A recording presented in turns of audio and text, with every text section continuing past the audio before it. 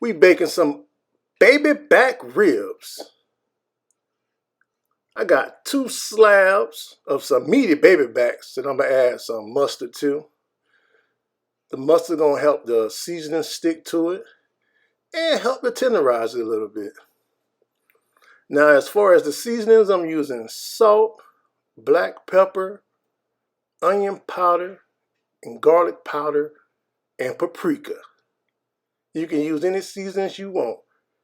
You want to make sure you got that oven preheating at 350. And by the looks of these ribs, it's going to take more than 2 hours to cook.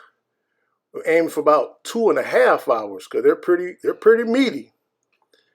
And like I said before, oven preheating at 350. The oven's up to temp. I'm going to place that in an aluminum pan. We're not going to cover the meat. We're not going to cover the meat. Leave that meat uncovered. After 30-35 minutes, I'm spraying it with some apple cider vinegar and apple juice. Mix that together in a spray bottle and spritz that every 30 minutes. Now after 2 hours, look at that meat. It's there. It's there. That's why we add that barbecue sauce. You can add whatever you want to it. You don't have to add no barbecue sauce. But by the looks of this, I added barbecue sauce. And we're not going to cover it. Going to place that back in the oven and continue to let that bake for at least another 15 minutes. Let's take a look.